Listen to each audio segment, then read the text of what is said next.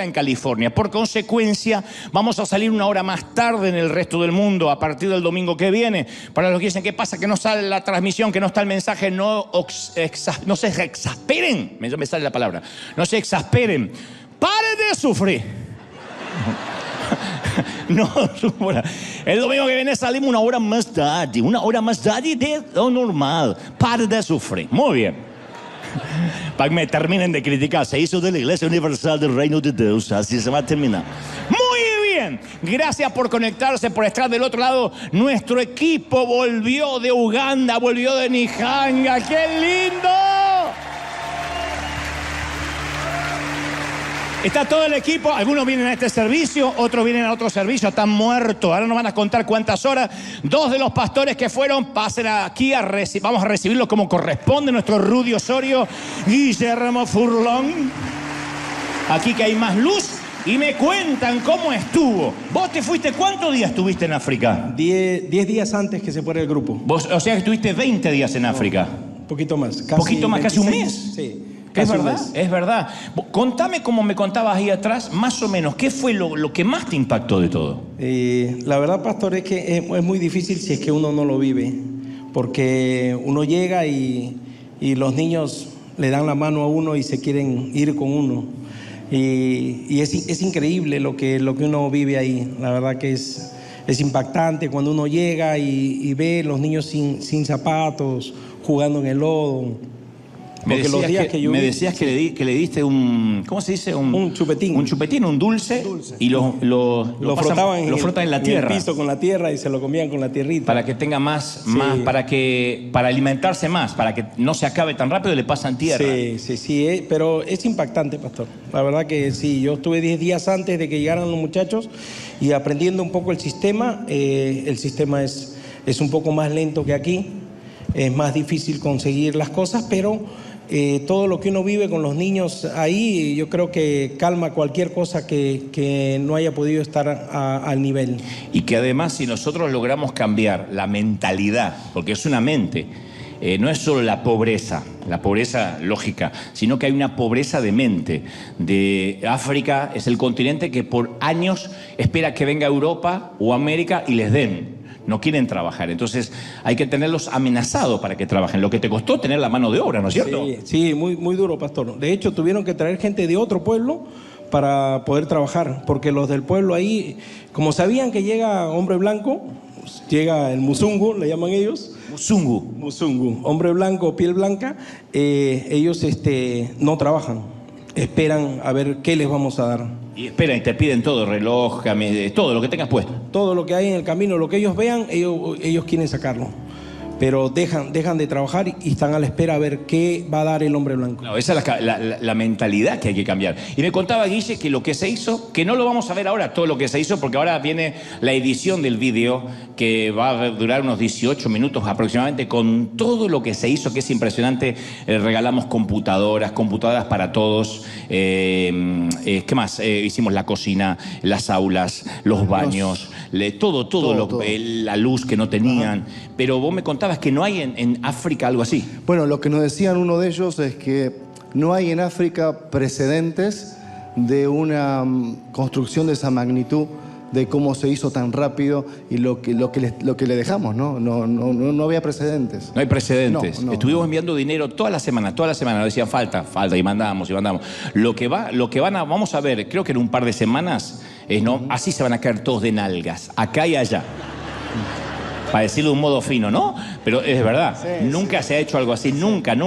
Es la calidad de lo que sería un aula de aquí, las computadoras que no las habían visto nunca en la vida para trabajar, para estudiar, la luz, el gas, el agua corriente, los baños. Lo que se hizo fue impresionante. En 10 días se trabajó impresionante como nunca. Esta gente, no sé ni cómo están parados acá, así que... ¿Cuántas horas viajaron? 16 horas casi. Bueno, de un vuelo directo y 5 horas antes de otro vuelo. Claro, 6 horas de paz. hasta Dubái, ¿no es cierto? Sí, de Dubái para acá. Y de Dubái para acá, caramba, qué viaje. Este pequeño vídeo que vamos a ver ahora es solamente algunos testimonios de nuestra gente ya cuando nos veníamos, dijo el mosquito, estaba ahí yo. Cuando se venían, Pero yo estaba con ellos en el corazón. Daba ese. ¿Cómo hicimos temblar el puente? Dijo la hormiga en la oreja del elefante. Muy bien, acá está. Entonces, quiero que vean estos pequeños saluditos de parte, no están todos sacados, de la gente que estuvo en Uganda. Mirá.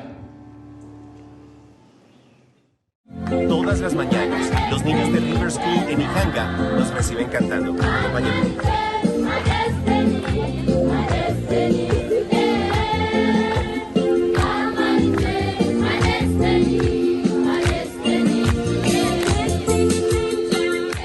Mañana es tu último día acá. ¿Cómo te sientes en relación a eso? Muy contenta de haber participado en esto. Voy a regresar. ¿Vas a volver a África? Come back. Vamos a regresar. Amo a estas niñas. Y sobre todo porque son el coro. Me llevo en el corazón a cada uno de ellos, sus caras y sobre todo su amor. Me ha cambiado la vida estar experimentando tanto amor con los niños. Trabajo aquí, conviviendo con los trabajadores, también riéndonos, llamándonos musungos y aprendiendo más palabras de ellos. ¿Y qué es musungo? Musungo, un hombre blanco y hasta yo paso por musungo. Muy feliz, tan feliz, los voy a extrañar mucho. This has been one amazing experience. Ha sido una experiencia maravillosa. Because this is church. Porque esto es iglesia. Aquí hemos visto que con música y baile la gente es feliz, así que esta es la mejor enseñanza que me voy a llevar. Siento contenta y feliz ser parte de River Church y poder dar un poquito de lo que Dios me ha dado y de lo que he aprendido. Pero con solo ver a estos niños contentos, sonreír, eso nos da toda la satisfacción en el mundo. ¿Piensas en que ya mañana nos vamos? Honestamente no me quiero ir, me gustaría vivir aquí. Súper emocionada y feliz por estos niños, lo que Dios hizo y lo que River está haciendo. Difícil es irme de aquí con tantos niñitos abrazándome, pidiéndome que no me vaya, es muy difícil. He aprendido varias cosas como valorar todo lo que tenemos, que todo lo material no vale. Aquí como ellos están viviendo, a comparados con como vivimos en los Estados Unidos, tenemos todo y nosotros lo damos por sentado. Regresaría otra vez a hacer bendición y ayudar aquí a estos niños. Sí, es algo increíble, cambia la vida totalmente. La verdad que me siento emocionado de haber llegado a este lugar y haber estado con ellos y convivido por mucho tiempo. Y eso la verdad que alegra mi corazón. Era una escalera la que Caco veía. Era una escalera la que Caco veía. Ángeles bajaban, ángeles subían, ángeles bajaban, ángeles subían. Oh, oh, oh, oh, oh, la que Caco veía. Gracias, Riva. ¡Qué lindo! La duda es, ¿o Drew que fue, les enseñó la canción o son hijos de Nando no reconocidos?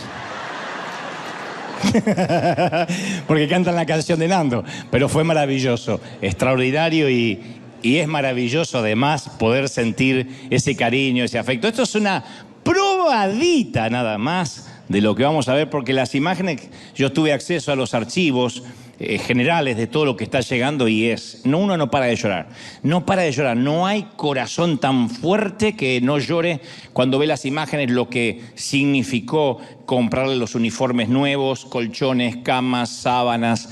En 20 días se hizo algo totalmente fuera de lo común, totalmente atípico, divergente y tiene que ver con iglesia. Así que otra vez, a los que están del otro lado, que no dejan de sembrar durante toda la semana, gracias por confiar en nosotros, que no solo en este caso pusimos la tracción a sangre, sino también los recursos, y ustedes son parte de esos recursos. Gracias, esta es tu semilla, esta es tu siembra. Gracias, iglesia amada. El aplauso es para todos los que han sembrado y los que seguirán sembrando. Gracias. Ahora sí, ¿estamos listos, gente? Voy a transmitirte lo que creo Dios puso en mi corazón e insisto, causó tanto revuelo en las redes y tanta disensión y pelea. Y dicen, ¿por qué pones títulos así? Pero claro, todos los títulos tienen que ver no solo por ser llamativos, sino con lo que Dios nos va a hablar y que después se condice con el mensaje. Y esto es lo que tengo para transmitirte de parte de Dios. Imagina que tienes a una hija y te entregan una nota con la información acerca de cómo va a ser su vida. La niña es bebé y te dicen, te vamos a dar una nota de cómo va a ser toda su vida. Y aún mejor te ofrecen una goma de borrar y te dicen lo que podrías quitar, lo que podrías corregir de lo que no te gusta de lo que va a ser su vida. Te dan 5 minutos para corregir, para evitarle cualquier cosa que no te gusta, que vas a leer que le va a pasar. Te enteras, por ejemplo, inmediatamente leyendo esa hoja de vida que tendrá un problema de dislexia. Que leer, que resulta fácil para la mayoría de los niños, a ella le va a resultar difícil y eso le va a traer, obviamente, complicaciones académicas. Sigues leyendo y te enteras que en la escuela secundaria tu hija tendrá un gran círculo de amigos, pero más tarde su mejor amiga, casi su hermana, tendrá un accidente y fallecerá. O quizá morirá de cáncer. La cosa que será repentinamente de la vida de tu hija. Luego en la secundaria descubres que entra a la universidad. Mientras estudia, ella pierde una de sus extremidades en un accidente automovilístico. A continuación se sumirá en una profunda depresión. Unos años más tarde conseguirá empleo y luego también lo perderá en una recesión profunda del país. Logrará enamorarse, casarse, pero pasará también por un doloroso divorcio. Y con esa nota acerca de la vida de tu hija delante de ti y 5 minutos para corregir lo que no te gusta, ¿qué borrarías? Esa es la pregunta que hizo el psicólogo Jonathan Haidt en un ejercicio hipotético. Les daba el papel a todos, imaginen que es su hija, ¿qué borrarían? El accidente, la pérdida de la amiga, el problema de dislexia, que quizás eso le trajo grandes complicaciones y bullying en el colegio, el divorcio. ¿Qué borrarían de todo lo que acabaron de leer? Y todos coinciden en que la mayoría borraría lo que sienten que le causaría más daño, más dolor. Porque vivimos en una generación de padres helicópteros, padres que bajamos así a rescatar a nuestros hijos. Apenas nos enteramos de algo, vamos y hablamos con la maestra para que nadie lo maltrate, para que nadie le haga bullying, para que no fracasen en nada. Los que somos de esta generación, ni siquiera los padres se molestaban en conocer a nuestra maestra. Veníamos con un ojo morado así y se me pegó el maestro. Y algo habrá hecho, decía el viejo. ¿Se acuerdan? Ahora no. Ahora vamos enseguida y los rescatamos para que no sufra. Ahora, ¿sería buena idea evitarle a nuestros hijos cualquier sufrimiento? ¿Cualquier adversidad? ¿Sería buena idea? No, no es lo que queremos. Digo si sería buena idea. Nadie quiere que tenga adversidad. ¿Será posible que la adversidad los termine formando? ¿Será posible que la adversidad sea lo que los haga crecer como a nosotros? Pablo, el apóstol, creía que el sufrimiento llevaba sí o sí al crecimiento. Que el sufrimiento produce personas más exitosas, más efectivas. Romanos 5:2, Pablo afirma, porque sabemos que el sufrimiento produce perseverancia. Sin sufrimiento uno no persevera. El sufrimiento es lo que hace que uno tenga resiliencia. La perseverancia, dice Pablo, produce entereza de carácter. Alguien que se para frente a las tormentas, que las resiste, y si se dobla como el junco, se vuelve a enderezar. Y la entereza de carácter produce esperanza. Ese es el camino hacia la esperanza. Empieza con la adversidad. Todos oramos para tener esperanza, pero sin adversidad no se consigue tener esperanza. Obviamente a todos nos gusta una vida normal, sin alteraciones. Pero a todos, sin excepción, en algún momento nos llega una temporada de crisis. Quien diga a mí nunca me llegó una temporada de crisis, o está mintiendo o vive dormido, porque la crisis llega. Tal vez un colapso económico, un ser amado que parte a la eternidad, antes de tiempo. Cuando digo antes de tiempo es que no se va de viejito, sino que un accidente, un infortunio, una tragedia nos lo quita. Nos descubren en un análisis de rutina que tenemos un tumor maligno que hay que empezar a tratar. O nuestro hijo toma un camino que deshonra todo aquello que le enseñamos y todo aquello en lo cual creímos y de repente nos deshonra. No queremos ni que miren las redes sociales de nuestro hijo porque nos avergüenza.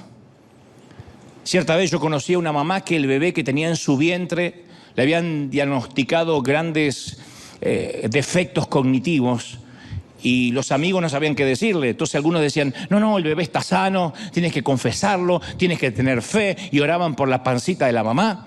Y todos se pusieron a orar y el bebé no nació sano, como suele pasar. Entonces algunos decían, miren que los ateos, los inconversos, los están observando. No lloren, no se entristezcan, muestran que tienen gozo y victoria.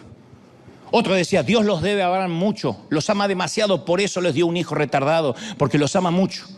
Ni siquiera te voy a decir lo que sintió esta pareja con ese comentario tan ridículo, ¿no? Lo que les provocó. Pero terminaron por ignorar los comentarios de todo el mundo y decidieron unirse como pareja más que nunca, a crecer a través de su íntimo, de su dolor privado, de su propio dolor, que nadie podía de afuera opinar. Hoy ellos afirman que no renunciarían a ese crecimiento maravilloso que tuvieron como pareja, como familia, por tener un hijo más saludable, no lo cambiarían. Y no lo dicen como resignados. Ellos dicen que esa experiencia los hizo mejores personas, sacó la mejor versión de sí mismos. Claro, a nadie le gusta ver a un hijo enfermo, o con una minusvalía, o limitado, pero cualquier crisis, sea lo que sea, nos lleva a un embudo, a una pregunta. ¿Sobre qué puedo edificar mi vida de manera que las circunstancias no me roben la felicidad?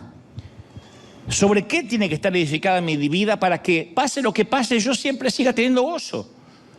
Los investigadores observaron que las personas que son capaces de enfrentar la adversidad terminan siendo más fuertes que antes.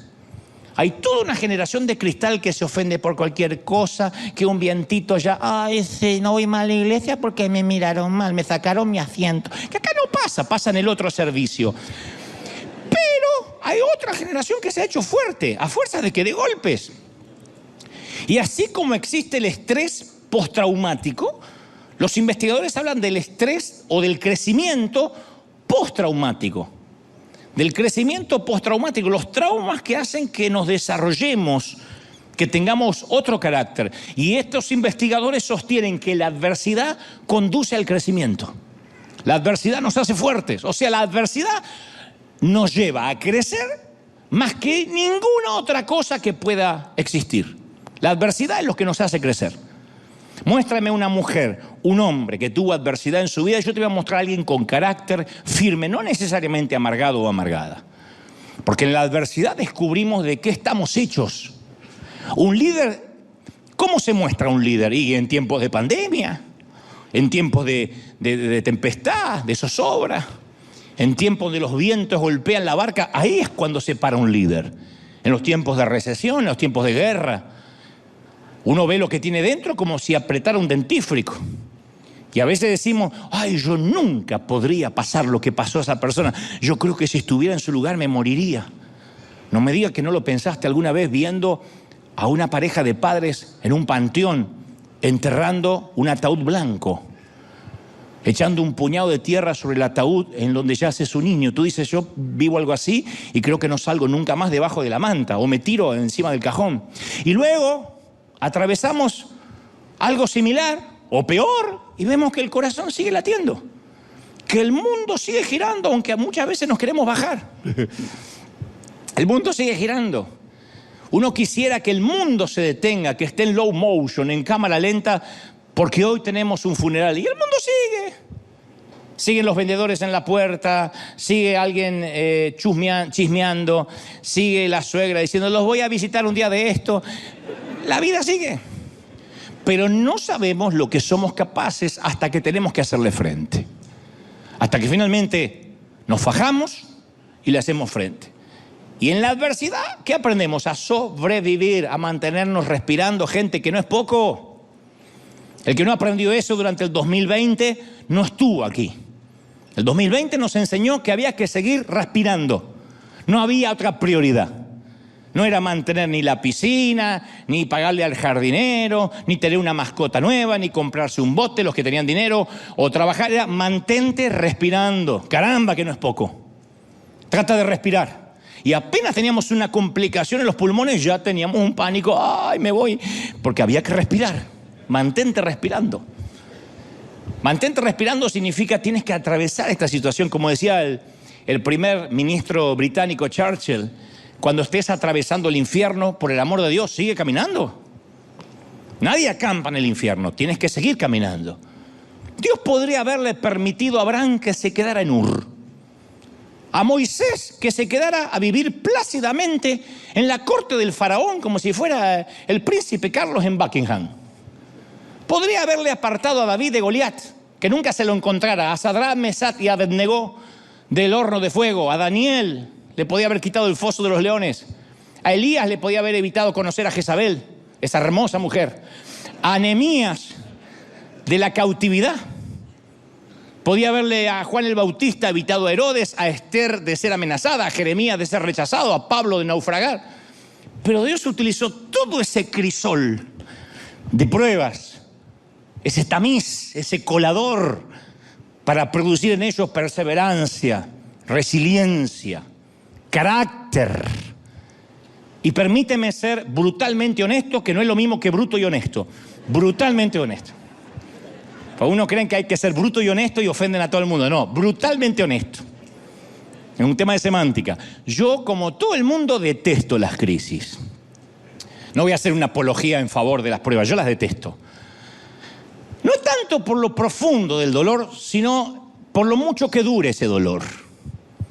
Yo sé que gracias a las crisis, me imagino, digo, que me he vuelto y me sigo volviendo más humilde, más sabio, más flexible, más comprensivo, porque eso producen las crisis.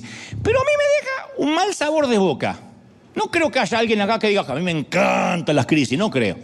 A menos que le guste que le peguen con un látigo y otras cosas. Pero si no, no. A mí no me gusta. Todo cristiano va a ser zarandeado, ese no es el asunto.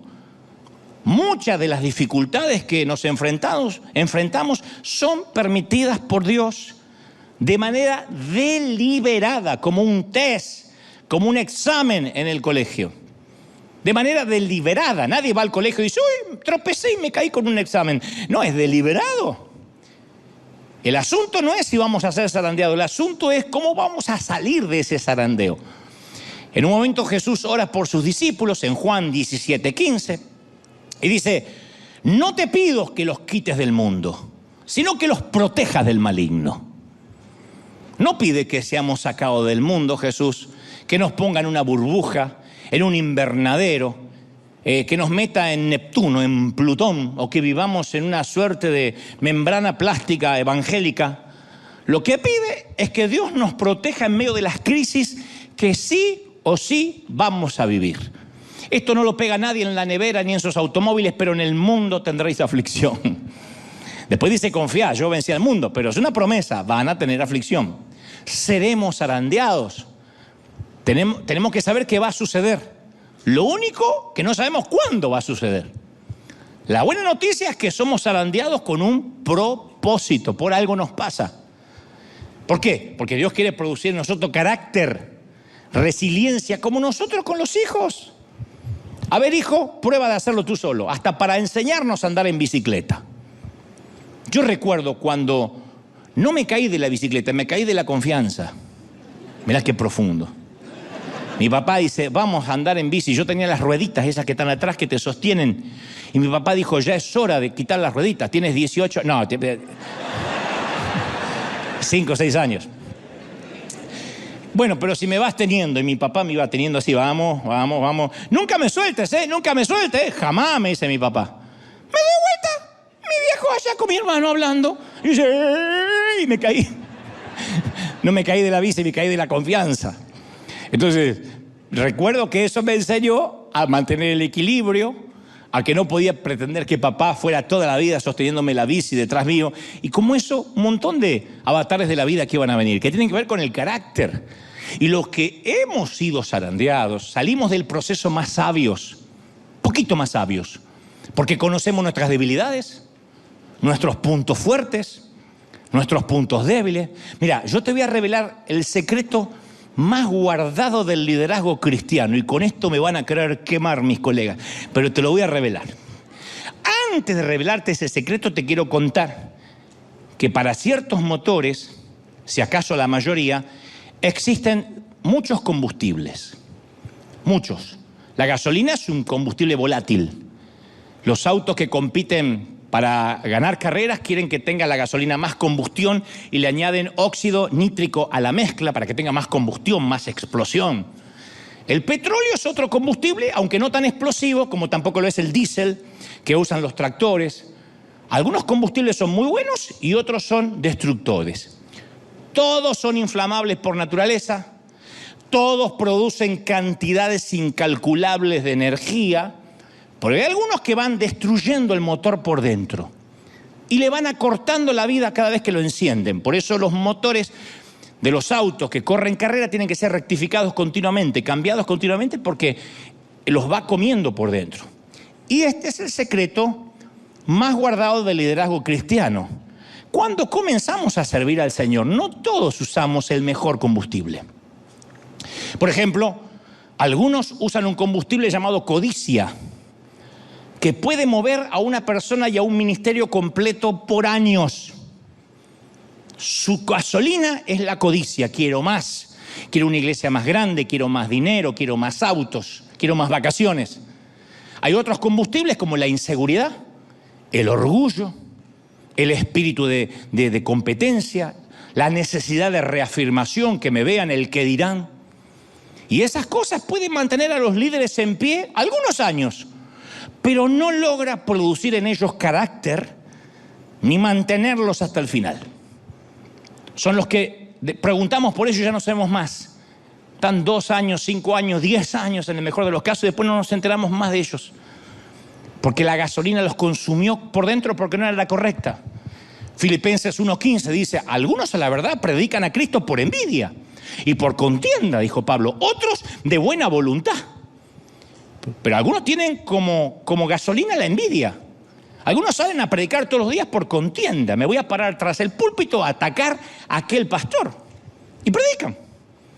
Y la palabra no vuelve vacía y algunos son tocados, pero su combustible los va corrompiendo por dentro, los corroen.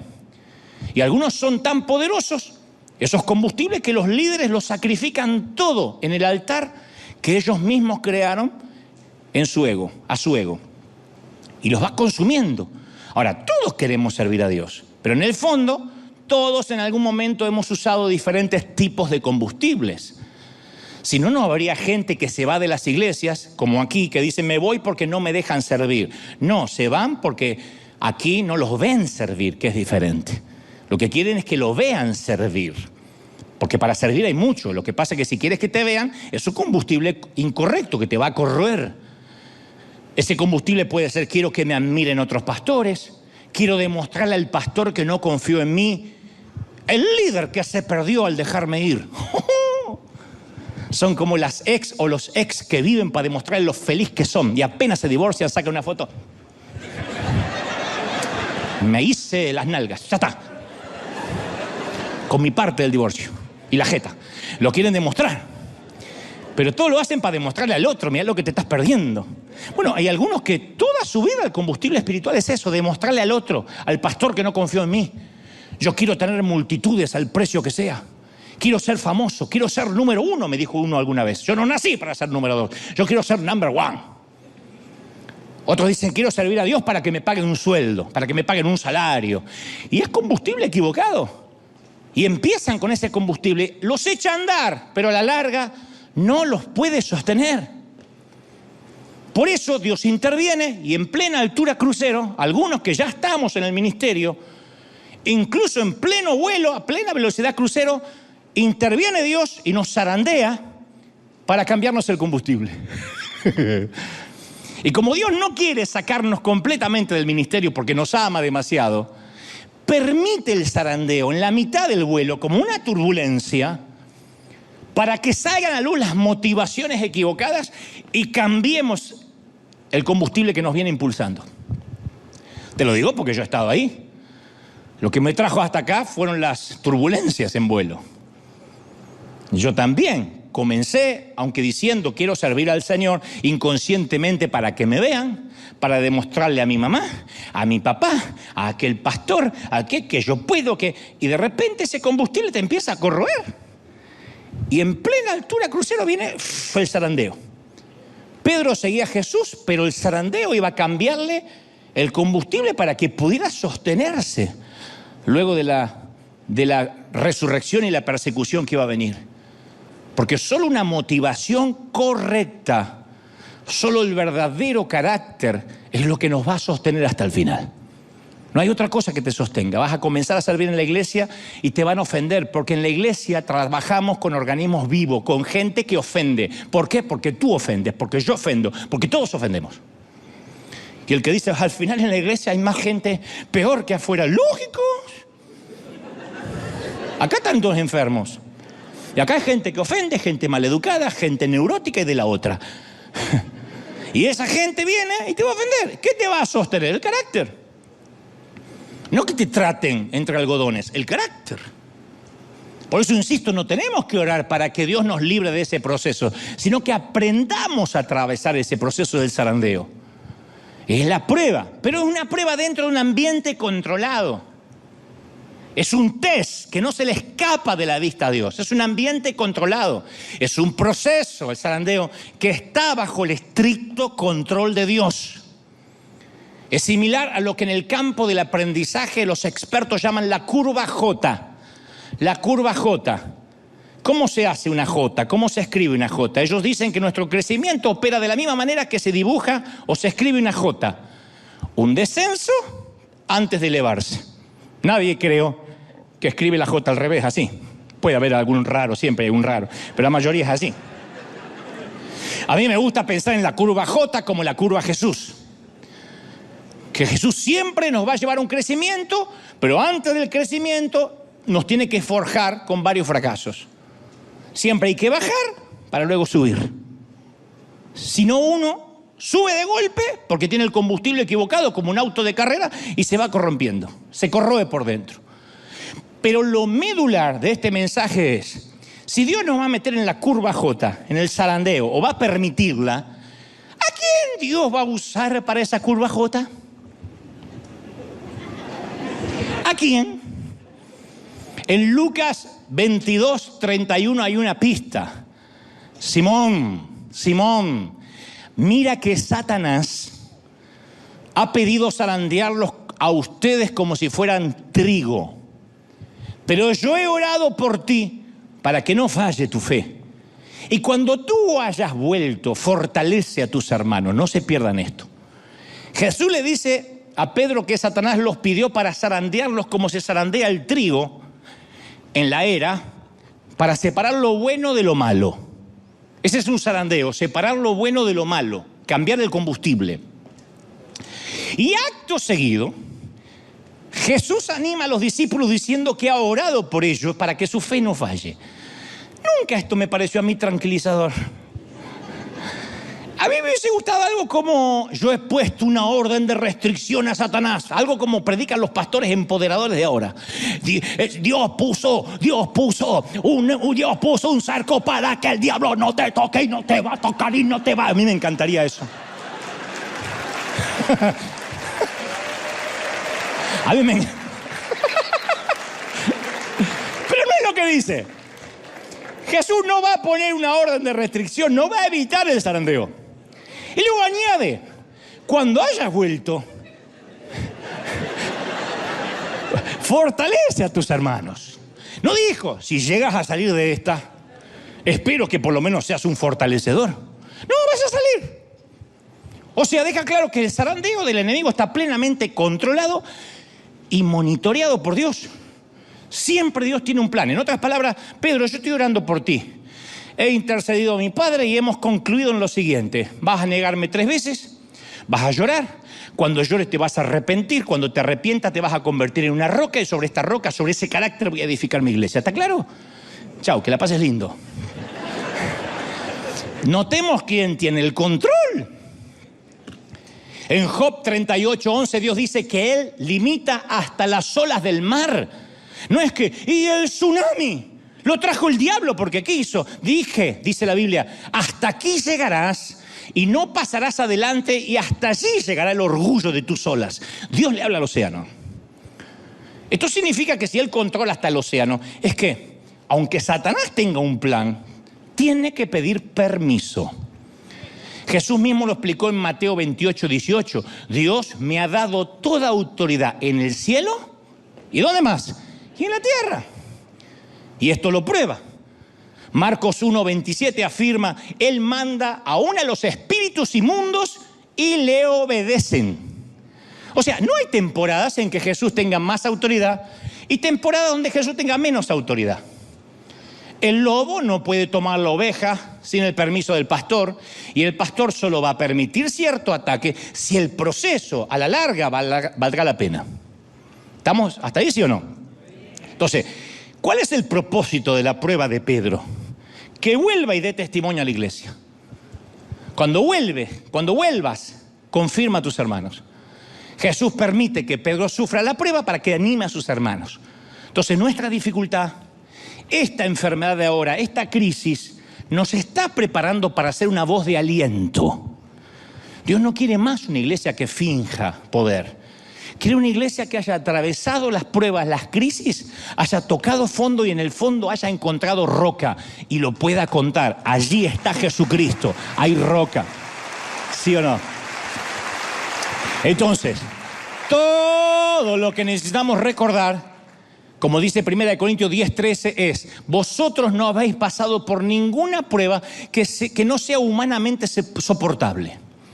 Y podéis confiar en Dios, que no dejará sufrir pruebas más duras de las que vas a soportar, de las que podéis soportar. Por el contrario, dice el apóstol, la prueba hará que seas más fuerte y Dios proveerá la salida para que puedas soportar. Habrá un éxito, una salida al final.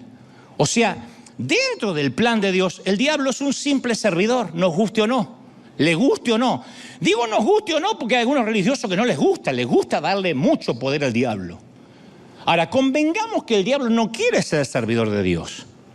No se levanta a la mañana, se pone los cuernos y dice, qué gana de servir a Dios. No es así. No tiene la intención de servir a los propósitos de Dios.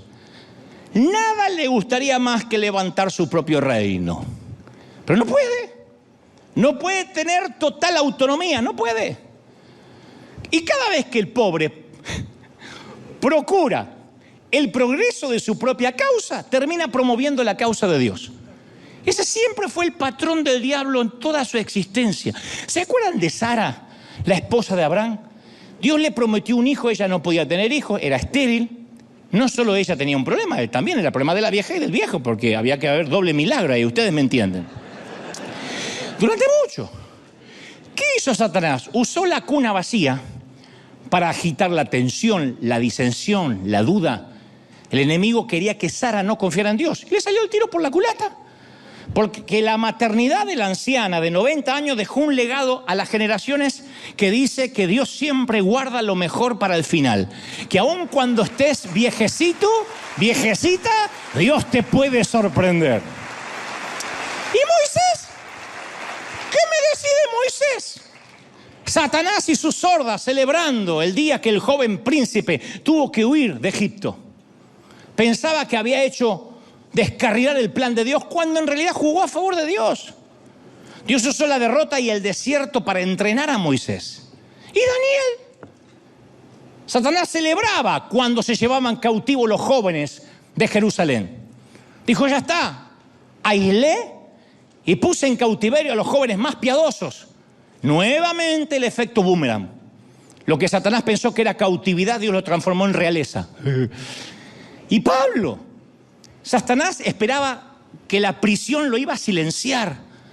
Y sí, la prisión silenció su púlpito, pero desató su pluma. Las cartas a los Gálatas, Efesios, Filipenses y Colosenses fueron escritas desde la cárcel, desde la celda. O sea que Satanás ayudó a que se escribiera el Nuevo Testamento. El ganso ayudó a que se escribiera gran parte del Nuevo Testamento. Pedro es otro ejemplo. Trató de desacreditar a Jesús, Satanás, haciendo que Pedro lo negara. Y el plan resultó al revés. Porque en vez de ser un ejemplo, Pedro, de hasta dónde puede caer una persona, hoy es un ejemplo de hasta dónde Dios puede extender su gracia. Entonces, cada vez que Satanás arma un plan, le termina explotando en la cara. El diablo es el coyote de la Warner Brothers. Cuando se lo imaginen, quiero que siempre a partir de ahora lo vean como el coyote. No lo vean con alas rojas. con cara de suegra. No, tiene la cara del coyote. Desgarbado, comprando marca Acme. ¿Te acuerdan los intentos fallidos del coyote de la Warner para atrapar al Correcaminos? ¿Y sus productos marca Acme? Porque deja en claro Dios quién es el que dirige la tierra. Satanás puede pavonearse todo lo que quiera, pero Dios es el que tiene la última palabra. Entonces, durante toda la vida, el enemigo hizo el papel del coyote. 2 veces. La Biblia solo 2 veces corre la cortina del espacio y el tiempo y se nos permite echar un vistazo a la apuesta más tonta de la historia. Satanás era un ángel, Lucifer, que no se contentó con estar cerca de Dios. Él quería estar por encima de Dios. No estaba satisfecho de adorarlo, quería su trono. Y según Ezequiel tenía una belleza sin comparación. Ezequiel 28:12 dice, tú eras modelo de perfección, lleno de sabiduría, de perfecta belleza. Estabas en el Edén, el jardín de Dios, adornado de toda clase de piedras preciosas y caminabas entre las estrellas. Tu conducta fue perfecta desde el día que fuiste creado hasta que apareció en ti la maldad. El tipo caminaba pechito de paloma como un argentino por las nubes así. Era una mezcla de Ronaldo con el talento de Messi. Y las ganas de Chicharito. Y tanto Ezequiel como Isaías describen al ángel más hermoso que cualquier criatura, sin embargo, más necio que cualquier otro ser que haya vivido. Porque el orgullo fue su caída. Entonces, la mayoría de los entendidos teólogos leen en Isaías 14:13 la descripción de la caída de Lucifer. Dicen que eso habla de Lucifer, yo lo creo. Dice, voy a subir hasta el cielo, en palabras de Lucifer. Voy a poner mi trono sobre las estrellas de Dios. Voy a sentarme allá lejos en el norte, en el monte donde los dioses se reúnen. Subiré más allá de las nubes más altas y seré como el Altísimo. No son palabras de Nabucodonosor, son palabras de Lucifer. Y debido a que trató de ser como Dios, cayó delante de Dios a través de la historia, y él se ha pasado la vida tratando de convencer al hombre que haga lo mismo, que caiga. Esa fue la estrategia que usó para decirle a Eva, come de este fruto y seréis como Dios. No cambió. Es tan egocéntrico ahora como lo era entonces. Es tan necio ahora como lo era entonces. Es tan limitado ahora como lo fue entonces. No lo olvide, todos los ángeles son inferiores a Dios, todos. Dios es omnipresente, está en todas partes a la vez. Los ángeles no pueden estar en todas partes a la vez. No pueden reproducirse, son asexuados. De manera que los ángeles que cayeron nunca se reprodujeron, la humanidad siempre fue creciendo. Son demasiado pocos demonios para tanta gente.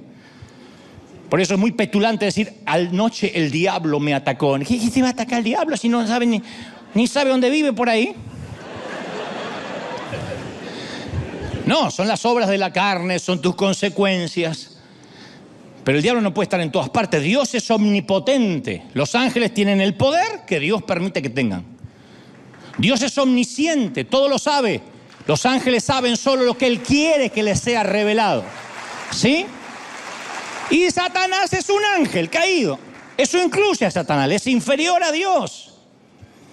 Y aunque los religiosos se rasguen las vestiduras, Satanás sigue estando al servicio de Dios.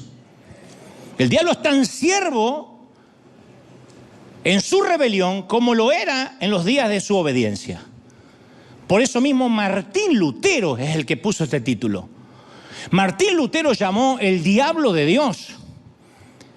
Claro que el timador preferiría engañarnos y hacernos pensar que él es una fuerza independiente, con un poder ilimitado, pero él solo tiene el poder que Dios le permite tener. Él preferiría que nunca escucharas las palabras de Juan 4:4, vosotros sois de Dios, porque Él está en vosotros y Él es más poderoso que el que está en el mundo. Él, el que está dentro tuyo, es más poderoso. Alguien tiene que decir amén, más poderoso. Entonces Dios quiere, ¿está claro cuál es la cadena de mando? Dios está al control. al diablo lo tiene con las riendas cortas. No sé si notaste las palabras de Jesús. Satanás os ha pedido para zarandearlos. El diablo no exige, no resuelve, no decide. Él pide, suplica, solicita. Así como pidió permiso para tentar a Job, pide permiso para tentar a Simón Pedro. Satanás no hace nada que Dios no sepa. Y Dios usa a Satanás para llevar adelante la causa de su reino. ¿Cómo usa Dios a Satanás para hacer la obra del cielo? Lo usa para entrenarnos. Se vale de él para zarandearnos. Porque todos tenemos la misma enfermedad del diablo. Hasta el más dócil de nosotros, en un momento tiene un concepto más alto de sí mismo del que deba tener.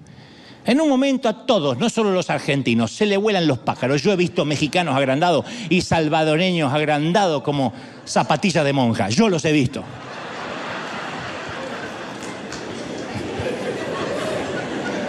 Tal parece que Pablo también. Porque uno va al currículum vitae del apóstol Pablo y claro, un encuentro personal cara a cara con Jesús resucitado, participante de visiones celestiales, apóstol escogido directamente por Dios, uno de los autores de la Biblia, sanó enfermo, viajó a través del mundo, escribió uno de los documentos más grandes de la historia. Pocos pueden igualar los logros de este prócer llamado Pablo. Y capaz que Pablo empezó a picarle el bichito y se empezó a autofelicitar. Y Dios, que ama a Pablo y odia el orgullo, lo protege a Pablo del pecado. Y obviamente, ¿a quién usa? A Satanás. Segunda de Corintios 12:7, por eso, para que yo no me creyera más de lo que soy, dice el apóstol, por tantas revelaciones maravillosas que tuve por haber ganado el campeonato del fin del mundo en Qatar. No sé si estaba eso, pero creo que lo hubiese mencionado. Se me ha dado un sufrimiento, una espina clavada en el cuerpo, un emisario de Satanás que vino a maltratarme. No se nos dice la naturaleza de su espina, pero se nos dice el propósito, el origen, para que Pablo siga siendo humilde. Un emisario de Satanás. El emisario pudo haber sido un dolor, una debilidad, una persona que le causaba aflicción, pero sí sabemos que ese emisario lo controlaba Dios. 3 veces le pedí al Señor, no dijo, me puse a reprender al diablo.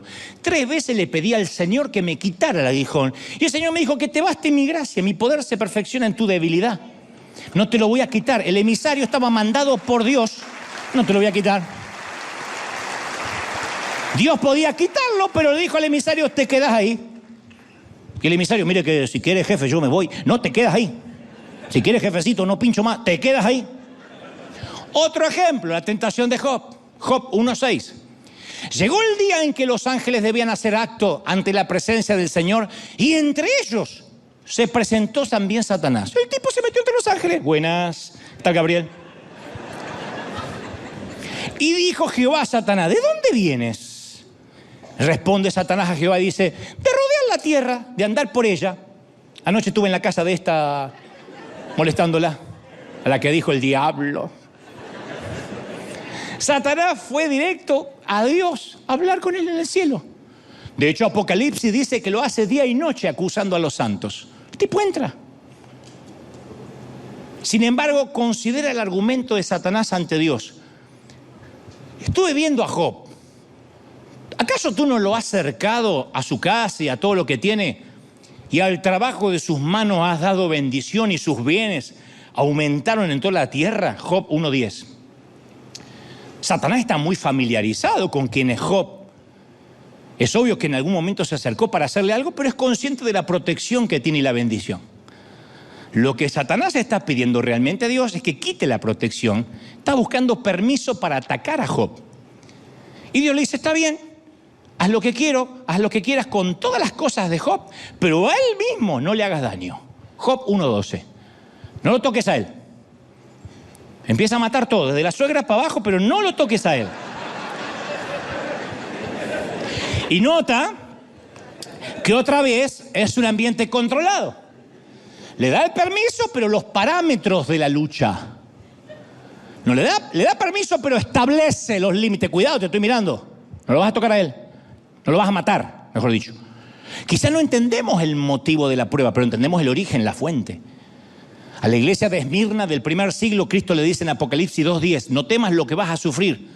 Para probarlos, el diablo arrojará a algunos de ustedes en la cárcel y estarán así por 10 días. Sean fieles hasta la muerte y yo les daré la corona de la vida. Y como dice un autor, escucha las palabras de Jesús. Cristo informa a la iglesia acerca de la persecución, la duración de la persecución. Va a durar 10 días.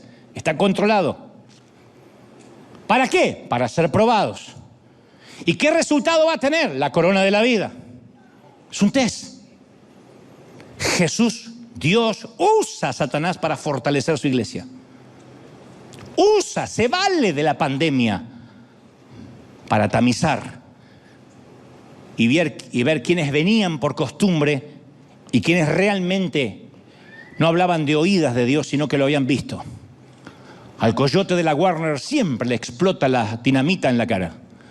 Martín Lutero dio en el blanco cuando describió al diablo como una azada que utiliza para Dios para cuidar su jardín.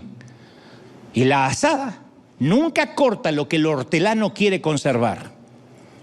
Y nunca reserva y guarda lo que el jardinero quiere cortar.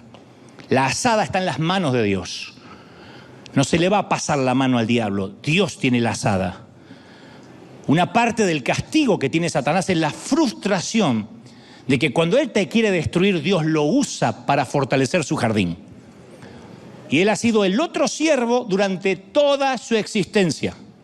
Otro ejemplo, Saúl, rey de Israel, lo consumen los celos al tipo. El tipo era Mbappé mirando a Lionel. Y David lo había eclipsado. Hacía todo mejor que Saúl, cantaba mejor, impresionaba más a las chicas, a las mujeres. Hasta mató a los gigantes que Saúl temía. Y sin embargo el tipo, en vez de elogiar las habilidades de David, que pertenecía a su ejército y era su flamante yerno, se volvió pernicioso, hostil. Y Dios, en un esfuerzo por despertar a Saúl de esos celos ciegos, mandó otra vez a su siervo involuntario, Satanás, para ayudar. Dice la Biblia, al día siguiente un espíritu maligno mandado por Dios se apoderó de Saúl. Y este se puso como loco dentro del palacio. Primera de Samuel 18:10. Un espíritu maligno mandado por Dios a Saúl. Dios mandó un espíritu, le ordenó a un ángel caído. Si Saúl no quería beber de la copa de la gracia de Dios, que por un tiempo beba la copa del furor del infierno. Y el Nuevo Testamento tiene un montón de esos incidentes también, de una disciplina similar. Pablo reprende a la iglesia de Corinto porque toleraba la inmoralidad y le dice, entonces ese hombre deberá ser entregado a Satanás, que se destruya lo que es puramente humano, pero que el Espíritu salve cuando venga el Señor. En 1 Corintios 5:5. Hay una cosa semejante que ocurre en una instrucción que Pablo le da a Timoteo. El joven evangelista estaba como enfermándose de gente de líderes que influían negativamente. ¿Y cuál fue la instrucción de Pablo? Esto le pasó a Himeneo y a Alejandro, los cuales ya los entregué a Satanás para que aprendan a no ofender a Dios con sus palabras. 1 Timoteo 1:20. Entonces, un amor santo a veces toma la difícil decisión de entregar al hijo a las consecuencias de la desobediencia. Dios no es un bombero que dejo embarazada a quien no tengo que dejar y viene y me ayuda con el aborto. Dios no es el SWAT o el helicóptero que me salva de las circunstancias de la desobediencia. Porque un amor santo toma decisiones difíciles. Algunos santos despiertan con un golpecito cariñoso, otros necesitan un garrotazo en la cabeza. Y cuando Dios necesita darte un garrotazo, invita a Satanás. Hasta Dios le dio permiso a Satanás para que tentara a su hijo. Nos olvidamos de aquella frase. Y luego el Espíritu llevó a Jesús al desierto para que el diablo lo sometiera a tentación. Mateo 4:1. No fue el diablo el que llevó a Jesús al desierto, fue el Espíritu Santo el que lo llevó hasta allí. Y le dijo, Satanás, tienes permiso de tentar a mi hijo. Satanás es el lacayo de Dios. Se le llama el gobernante de este mundo, Juan 12:31, pero es un simple gobernante que responde ante un rey. Daniel 4:17 afirma, el Altísimo gobierna en el reino de los hombres y se lo da a quien él quiere. Salmo 33:10 dice, Jehová anula el consejo de las naciones y frustra los planes de los pueblos. Así que Satanás es un lacayo con correa, un perrito bajo las órdenes de un gran Dios. ¿Qué digo un perro? Un coyote. Y Dios dice cuando inician los mandatos y cuando terminan los mandatos. No es Satanás quien pone a los dictadores.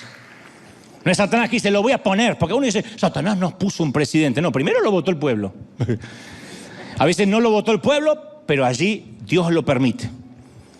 Y es Satanás el que de alguna forma decide y el que lo pone y el que dice, yo voy a querer hacerlo, pero dice, no, tú no decides, yo soy el que tengo la correa. No, pero yo quiero, y lo tiene, siempre es un coyote. Siempre es un coyote. No es ese diablo que uno se imagina, es un coyote con una correa. Y él dice, yo voy a decidir hacer tal cosa, no, hasta ahí. Y más de ahí no puede pasar. Está descrito como un león rugiente que acecha para devorar a la gente. Y Pedro dice, resístanlo en 1 de Pedro 5:9, resístanlo firmes en la fe, sabiendo que los mismos sufrimientos están siendo experimentados por sus hermanos en el mundo. Resiste. ¿Saben qué es resistir? Ignóralo, resiste, párate en la fe y dile, no tienes ninguna autoridad, tienes una correa así, una correa chiquitita. Las fauces del león están sufriendo. ¿Cuántos lo creen? Díganme amén. El diablo es un asesino por naturaleza, pero no puede decidir. Él cree que decide, no decide. El don de la vida y la muerte es algo que solo maneja Dios. Deuteronomio 32:39, mirad que yo soy Él. Fuera de mí no hay Dios. Yo mato y doy vida, dice el Señor. Yo hiero y yo sano, y no hay quien libre de mi mano. Ese es nuestro Dios. Santiago 4:13. Vosotros que decís, mañana iremos a tal lado o a tal lugar y pasaremos un año y comerciaremos o como se diga. Comercializaremos, muy bien, y obtendremos ganancias. No sabéis lo que traerá mañana. ¿Qué es tu vida? ¿Eres niebla que aparece por poco tiempo y desaparece? En lugar de eso dices, tienes que decir, si Dios quiere, viviremos aquello. Si Dios quiere, haré tal cosa. Nunca dijo si Satanás quiere. Si Dios no quiere, yo no lo voy a hacer. Si esta noche llego a casa, es porque Dios me llevó a casa. Si tengo un ataque al corazón camino a casa, es porque también Dios me llevó a casa, al otro domicilio. Me llevó a casa. Satanás no tiene la última palabra. ¿Estamos de acuerdo, sí o no? Y tengo más evidencia antes de terminar para demostrar que es un simple siervo de Dios. 2 de Corintios 4:4 dice, el Dios de este siglo cegó el entendimiento de los incrédulos. Hay un Dios de este siglo, Satanás, que cegó el entendimiento de los ateos. Claro, él es un gran cegador. De hecho, algunos de ustedes, si no es aquí, allí en casa, están ahora ciegos, lo que significa que me están escuchando y este mensaje no los conmueve y capaz que solo están mirándolo para refutar o para criticar el mensaje. Y es porque están ciegos, no tienen papilas gustativas espirituales. Pueden que el mensaje los enoje, pero no les despierta adoración, ni pasión, ni celo, ni amor, ni resolución por obedecer. Porque Satanás es un gran cegador. La pregunta es poderoso en su cegamiento? ¿Tiene la última palabra? ¿O Dios es el que hace irrumpir la luz en la vida cuando quiere? Pablo dice en 2 de Corintios 4:6, de las tinieblas resplandecerá la luz. Y resplandeció en nuestros corazones para la iluminación del conocimiento de la gloria. Cuando Dios se propone encender luces en tu corazón, no hay demonio que lo pueda detener. Dios enciende y dice, a mirar, a verme con ojos nuevos. ¡Oh! Dios domina la voluntad de sus ángeles, y eso incluye al diablo. Manda a los espíritus malignos y obedecen. Por lo tanto, si desobedecen es porque Dios quiere que desobedezcan. Les permite desobedecer. Si Dios permitió la caída de Satanás es porque, no porque estaba indefenso, es porque tenía un propósito para esa caída. Y tal vez hoy estemos en una temporada de zarandeo, como empecé el mensaje. Y esta temporada es de tanta importancia como la temporada de cosecha. Muy importante. Porque el proceso de zarandeo nos refina, nos entrena.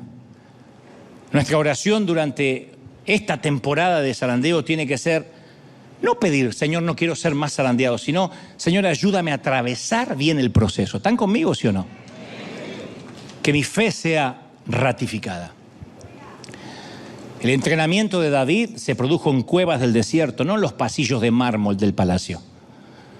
El entrenamiento de José fue en las prisiones de Egipto. Moisés aprendió y se volvió humilde mientras trabajaba como pastor en las arenas del Sinaí. A Jacob se le asignó el profesor Labán como instructor por 14 años. Y cada uno de estos líderes, cuando se enfrentó a un reto difícil, tuvo la oportunidad de vengarse, de negarse, de echarse atrás o escapar. No hicieron nada de eso.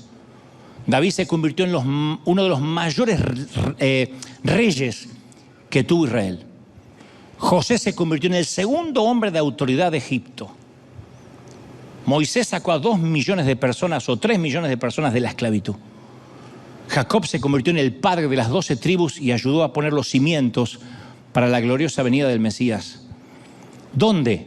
En el zarandeo, en el cambio de combustible. Y yo sé que por ahí a alguno aquí todavía le cuesta imaginar, o te cuesta imaginar que lo que estás viviendo podría resultar en algo bueno. Tú dices, no me digas, ¿de verdad? No inventes. Lo que yo estoy viviendo, me estás diciendo que es el diablo con permiso de Dios.